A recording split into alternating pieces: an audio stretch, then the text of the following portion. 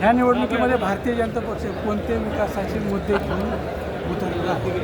सगळ्यात खरं तर आपल्याला सगळ्यांना माहिती आहे, येणाऱ्या 5 तारखेला पुणे जिल्हा परिषद व पंचायत समितीचं या ठिकाणी मतदान आहे. आणि हे मतदान असल्यानं हे इलेक्शनचा प्रोग्राम जाहीर झाला. आणि प्रोग्राम जाहीर झाल्यानंतर कशा पद्धतीनं इंदापूर तालुक्यामध्ये या ठिकाणी वातावरण निर्माण झालं हे आपल्याला नवीन सांगायची काही गरज नाही. आत्ताच प्रतिष्ठा गारटकर यांनी आपल्याला संबोधित केलं. आणि भारतीय जनता पार्टीच्या वतीनं इंदापूर तालुक्यामधील जिल्हा परिषदेच्या सर्व जागा 8च्या 8 आणि पंचायत समितीच्या 16 जागा या आम्ही भारतीय जनता पार्टीच्या वतीनं लढत आहोत. आणि त्याचं चिन्हसुद्धा आपल्या सगळ्यांना माहिती आहे, त्याचं चिन्ह एक कमळ. आणि सगळ्या कार्यकर्त्यांच्या आग्रहाखातर तुम्हाला मी आज सांगतो, इंदापूर तालुका हा स्वाभिमानी तालुका आहे. जेव्हा जेव्हा घराणेशाही उदयास आली तेव्हा त्याला विरोध म्हणून लोकशाही ठामपणे या ठिकाणी घराणेशाहीच्या विरोधात उभी राहील. बरोबर आहे का? म्हणून येणाऱ्या 6 तारखेला निकाल बघा. आमचे भारतीय जनता पार्टीचे सर्व जिल्हा परिषदेचे उमेदवार, सर्व पंचायत समितीचे उमेदवार रेकॉर्ड करून ठेवा.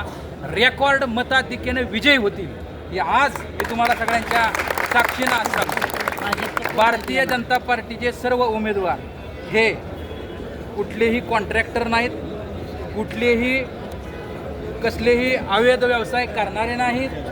सगळ्या गोरगरिबांना मदत करणारे आहेत, सगळ्यांना बरोबर घेऊन जाणारे आहेत, सगळ्यांना काय दवाखान्याच्या कशाच्या अडचण आली तर मदत करणारे सगळे उमेदवार हे आमच्या पक्षानं या ठिकाणी निवडलेले आहेत.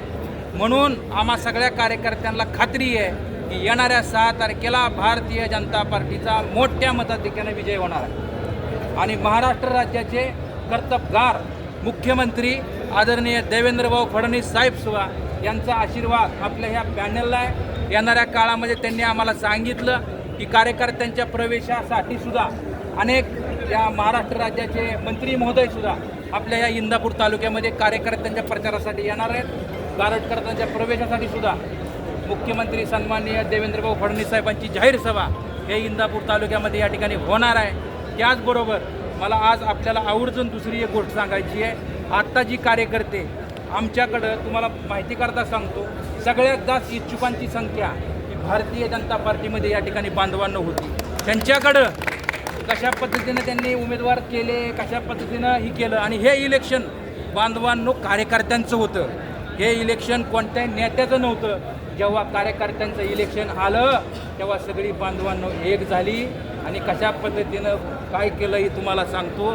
जेव्हा कार्यकर्त्यांचं इलेक्शन असतं तेव्हा मैदानात येऊन आपण कार्यकर्त्यांसाठी लढलं पाहिजे ह्या मताचा आम्ही सर्वजण या ठिकाणी बांधवांनो कार्यकर्ता आहे. आणि ही शिकवण आम्हाला भारतीय जनता पार्टीने दिलेली आहे, लक्षात ठेवा. आणि आमच्या पॅनलमध्ये कुठलीही घराणेशाही नाही, कारण की आम्हाला वरिष्ठांपासूनच किंवा भारतीय जनता पार्टीचे संस्कारच आहेत की आपल्या कार्यकर्त्यांना घडवा, कार्यकर्त्यांना न्याय द्या आणि भ्रष्टाचार मुक्त काम निश्चित येणाऱ्या काळामध्ये पंचायती समितीसह जिल्हा परिषदेमध्ये बांधवांनो या ठिकाणी होणार आहे. आणि जिल्हा परिषदेवरती सुद्धा येणाऱ्या काळामध्ये भारतीय जनता पार्टीचाच झेंडा या ठिकाणी बांधवांना फडकणार आहे, हे सुद्धा ठामपणे सांगतो. पंचायत समिती, इंदापूर पंचायत समितीची काय अवस्था आहे, तिथे सगळी लोक आहेत.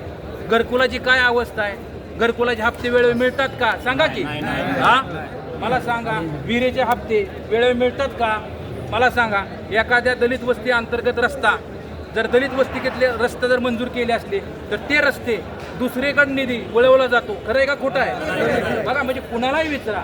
आता इथल्या आमच्या इंदापूरमध्ये सुद्धा अनेक अंगणवाड्याला इमारती नाहीत, जिल्हा परिषद शाळेला वर्ग खोल्या नाहीत, कित्येक रस्ते जे कॉन्ट्रॅक्टर व्यवस्थित काम करत नाहीत. त्यामुळं जिल्हा परिषदेमध्ये जिल्हा परिषद सदस्य म्हणून जाणारा हा जनतेचा सेवक असला पाहिजे, पंचायत समिती सदस्य म्हणून जाणारा हा जनतेचा सेवक असला पाहिजे.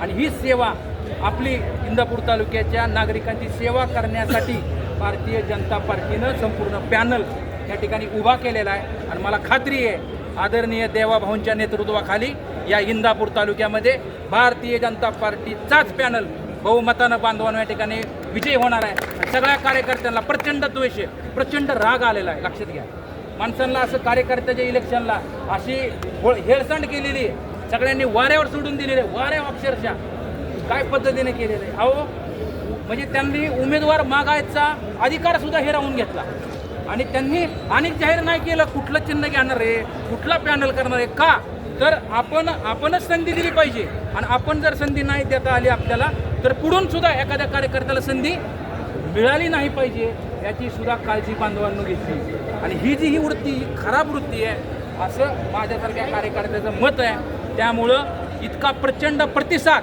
आमच्या भारतीय जनता पार्टीला या ठिकाणी मिळत आहे. आपण सगळीकडे जावा, बघा, व्हॉट्सअप, सोशल मीडिया, गावागावात प्रत्येक गावामध्ये उठाव झालेला आहे. उठाव आज शेटपळ हवेलीमध्ये उठाव झाला आहे, मला सांगतो शेटपळ गडेमध्ये उठाव झाला, आणखी निमगाव केतकीमध्ये उठाव झाला. गावाच्या गावं या घराणेशाहीच्या विरोधात बांधवांनो एकत्र आलेली आहे. आणि हा पॅनल हा भारतीय जनता पार्टीचा पॅनल नसून या इंदापूर तालुक्याच्या स्वाभिमानी जनतेचा पॅनल आहे. म्हणून मी सन्मान्य जनतेला विनम्रपणे हात जोडून आवाहन करीन की तुम्ही 5 वर्ष भारतीय जनता पार्टीच्या सर्व उमेदवारांना विजयी करा. आमचे सगळे उमेदवार तुमची मनापासून सेवा केल्याशिवाय बांधवांवर राहणार नाही. भैया ऐका ना, भारतीय जनता पार्टी ही निष्ठावंत कार्यकर्त्यांचा विचार करणारी पार्टी म्हणून ओळखली जाते, परंतु आता निष्ठावंत कार्यकर्त्यांना निवडणुकीच्या रिंगणामध्ये संधी मिळणार का काय, या ठिकाणी आर्थिक दृष्ट्या सक्षम असणाऱ्या उमेदवारांना या ठिकाणी संधी दिली जाणार. खरं प्रश्न तुम्ही पुढच्याला विचारायला पाहिजे होता. आलं का लक्षात? तुम्ही चुकीच्या ठिकाणी प्रश्न असो, परंतु भारतीय जनता पार्टीनं सगळ्यांना बरोबर घेऊन एक चांगला पॅनल जनतेसमोर बांधवांनो या ठिकाणी ठेवलेला आहे. आणि आम्हाला 100% खात्री आहे की कमळ हे इंदापूर तालुक्यामध्ये फुलल्याशिवाय बांधवांवर राहणार नाही. शेवटचा प्रश्न आहे, राष्ट्रवादी तुम्ही आता प्रचारासाठी प्रचारात असणार आहे, एकंदरीत राजकारणात तुम्ही कोणाचा चित्र सगळ्यांचं भाव म्हणून आहे आणि स्थानिक पातळीवरच्या निवडणुका देखील वेगळ्या असतात, कसं पाहता येईल? तुम्हाला सांगू का, भारतीय जनता पार्टीच्या विरोधात माजी मुख्यमंत्री, विद्यमान मुख्यमंत्री, उपमुख्यमंत्री, विद्यमान कृषी मंत्री, माजी मंत्री आणि अन्य सगळीच त्यांची तयार केलेली त्यांची काय म्हणायचे ते सगळे एवढे सगळे विरोधात आहे. पण काही खात्री नसावी, मला खात्री आहे की देवाभाऊच्या नेतृत्वाखाली भारतीय जनता पार्टीचा 100% विजय होणार आहे. बरोबर आहे का? भारतीय जनता पार्टीचा विजय असो, भारतीय जनता पार्टीचा विजय असो. प्रवीण भैया तुम आगे बढ़ो, प्रवीण भैया तुम आगे बढ़ो, प्रवीण भैया